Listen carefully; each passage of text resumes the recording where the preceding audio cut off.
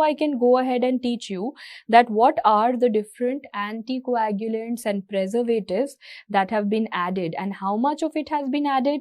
I guess I have already told you. If it's a 350 ml bag, how much have you added? You've added 49 ml. If it's a 450 ml bag, how much have you added? 63 ml. I hope you've understood. If you have collected 350 ml of blood, you should have 49 ml of anticoagulant. If you've collected 450 ml of blood, you should have from beforehand 63 ml of anticoagulant. Now, which anticoagulant am I talking about? I am first and foremost talking about ACD. What is ACD? ACD stands for acid citrate dextrose. ACD stands for acid citrate dextrose. What is CPD? It is going to stand for citrate phosphate dextrose. Just get familiar with the names. Citrate, phosphate, dextrose. What is CPD dash is? CPD is the same, citrate phosphate dextrose, and the next one is going to be adenine, citrate phosphate dextrose adenine. And what is SAGM? Actually, it is CP SAGM. It has 6 things. CP to everywhere is going again as citrate phosphate, hai na? Citrate phosphate. But what is SAGM? Now let's know that. It is saline, adenine, glucose, mannitol. It is saline, adenine, glucose, mannitol that is going to be seen. So repeating once again, get familiar with the names. Acid citrate dextrose, citrate phosphate dextrose, citrate phosphate dextrose adenine, citrate phosphate, saline, adenine, glucose, mannitol. I'll tell you their uses also alongside. Please note that some things are coming common. What all is coming common? So you can see that I am using a lot of citrate everywhere. Citrate is what? Citrate is a calcium chelator. Na? You are adding citrate because you want to remove all the calcium. Clot nahi banega, coagulation will not happen. That is your purpose. Remove all the calcium, sorted. So citrate, you will realize I have to add citrate everywhere because the purpose is that I want anticoagulation. I don't want the blood to clot. Then why do I add phosphate? Phosphate acts as a buffer. Phosphate acts as a buffer. Next, why am I adding dextrose? Any type of dextrose or glucose that I'm adding, these things I'm adding for providing nutrition. I want my red blood cells to get some nutrition. So dextrose or any kind of glucose that I'm adding, that is for giving some food to the cells. That is adding nutrition. Same way, how am I adding adenine? Adenine I'm adding because ATP banana hai for some energy. I want my cells, otherwise how will they survive for 10 days, 20 days, 40 days in the blood bank? I have to give them some food, na? So adenine is basically to give some energy. And why am I adding last one, mannitol? Mannitol is added to reduce the lysis. It prevents lysis. It will not allow the red blood cells to break. So that is the function of mannitol. I hope you've understood. Citrate was common sense. It's a calcium chelator. It will not let your blood clot. Phosphate is always a buffer. Then you have dextrose and glucose, which is obviously for nutrition. Adenine is for ATP. That is again for energy. Mannitol prevents the lysis. Now you've understood all these. Now you need to know that which one do I use and what is the shelf life. Very interesting. If you use ACD, which has 3 alphabets, CPD, which also has 3 alphabets, you can keep the blood for 3 weeks. 3 weeks matlab 21 days. You can keep the blood for 21 days, right? 21 days. Next, if you use CPD dash A, I'm also counting the dash, mnemonic banana hai na, CPD dash A. So 1, 2, 3, 4, 5. How many weeks are you going to keep the blood for? 5 weeks. And 5 weeks means how many days? Mathematics karo, 35 days. Let me tell you, this is the most commonly used anticoagulant in our country, CPD-A. 5 alphabets, 5 weeks, 35 days. But what is CP-SAGM? CPSAGM. How many alphabets? 6 alphabets. So for how many weeks your blood is going to stay well in this? 6 weeks means how many days? 42 days. You will say, ma'am, hold on, hang on.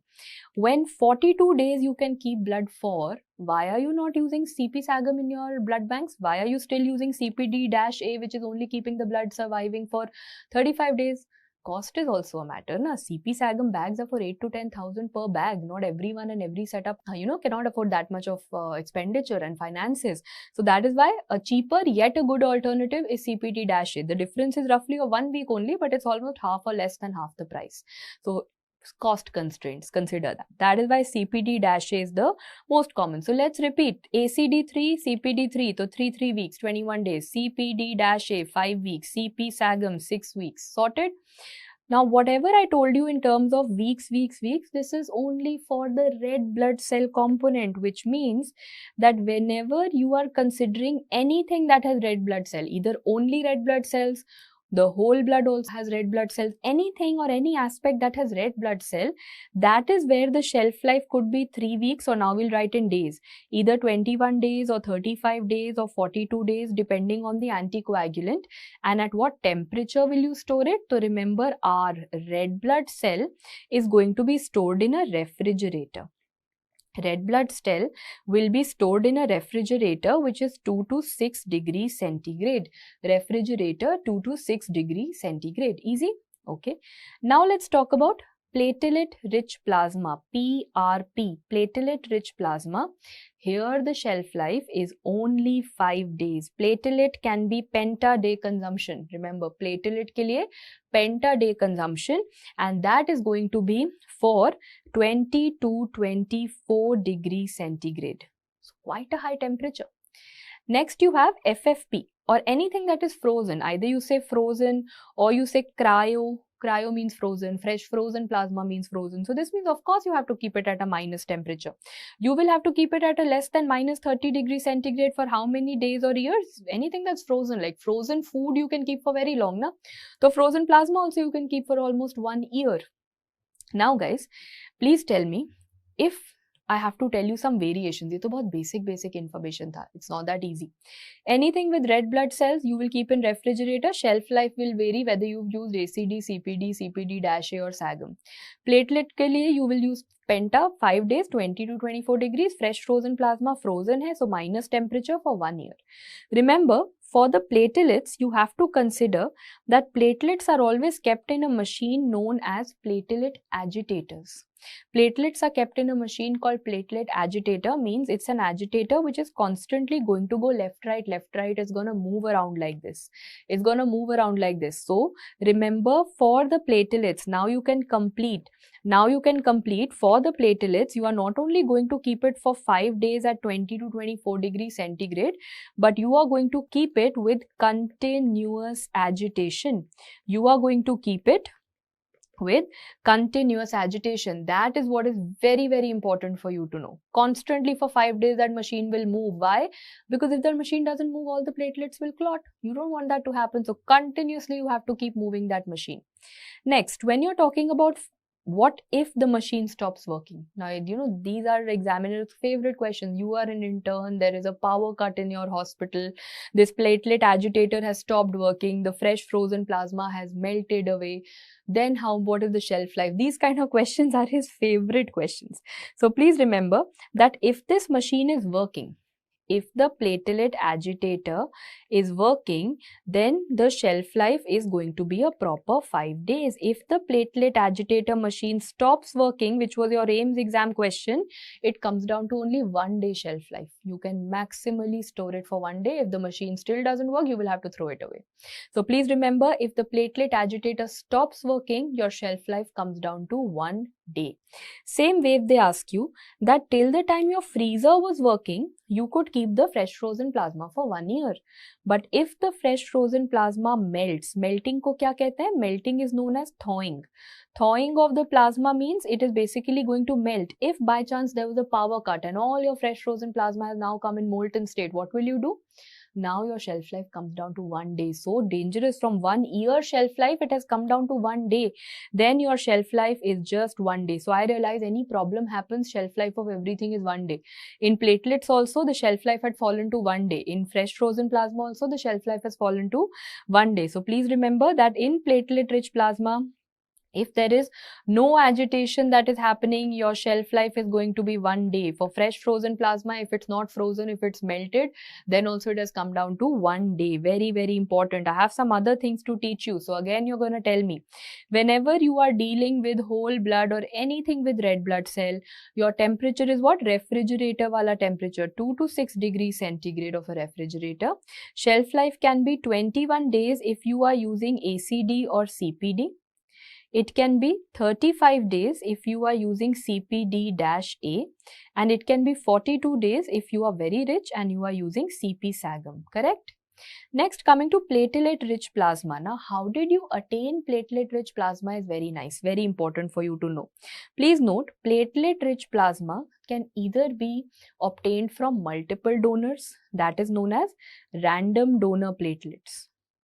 That is known as random donor platelets. So from multiple people you collected the platelets, or it can be single donor platelet. From the same person you are taking platelets again and again. So there are two possibilities. Either you're going to have random donor platelets, or you're going to have a pooled collection of single donor platelets.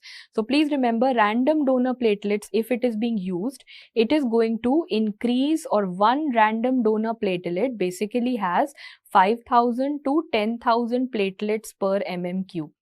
The amount of platelet in one bag of random donor platelet is going to be 5,000 to 10,000, whereas one single donor platelet is going to increase the platelet from 30,000 to 50,000. That's the, so we'll write 30K to 50K. 30,000 to 50,000 per mm3 is going to be the rise with the single donor platelet. So remember, random donor platelet 5 to 10,000, single donor platelet, and single donor platelet is preferred. Na? Why is this going to be preferred? Because imagine there is only one person from whom you have prepared all of the platelet. This means the patient is not receiving platelets from all the people on this planet. He's not going to have immune reactions. He's not going to have allergies. He's receiving platelets again and again from the single donor.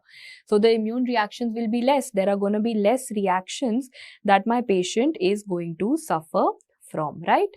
Moving on. Next you have what is the shelf life? Be it a random donor platelet or a single donor platelet, your shelf life is going to be between the 5 days, penta 5 days, but with agitation. It is going to be with continuous agitation, and it's going to be at 20 to 24 degrees centigrade. Now let's coming to fresh frozen plasma. What is the difference between both of them? Are frozen, but what is the difference between a fresh frozen plasma and a cryoprecipitate? Fresh frozen plasma is very poor in factor 5 and factor 8. It is very, very poor in factor 5 and factor 8. There are not good levels of factor 5 and factor 8 in fresh frozen plasma. What is cryoprecipitate? Cryoprecipitate has amazing quantities of factor 8. Factor 8 ka carrier kaun hai? Von Willebrand factor. So it has von Willebrand factor also. It has amazing amounts of first factor. What is first factor? Fibrinogen. And it has amazing amounts of the last factor also. What is last factor? Factor 13. Repeating, cryoprecipitate has the first factor, that is fibrinogen. It has the last factor, that is factor 13. It has the two best friends who always work together, that is factor 8 and von Willebrand factor. So someone suffering from afibrinogenemia, give them cryoprecipitate. Someone suffering from factor 13 deficiency, give them cryoprecipitate. Someone suffering from your factor 8, matlab hemophilia A, give them cryoprecipitate. Someone having von Willebrand disease, give them cryoprecipitate. Simple na? And otherwise, in general, other coagulation factor defects, you give something known as fresh frozen plasma. How much frozen? Less than minus 30 degrees centigrade, and the shelf life is going to be 1 year, but if it melts, everything comes down to 1 day, right? Everyone's okay with this? This is your basic that you do. Now I'll ask you an advanced question. Is there any situation of immunology where I gave washed RBCs? Washed RBCs were given whenever the person was suffering from isolated IgA deficiency. Go back to your immunology chapter. In case you've forgotten, you will see that in isolated IgA deficiency, PYQ, you get to see that there are washed RBCs that are going to be given. So now imagine the donation is done, the bags are prepared, the temperatures are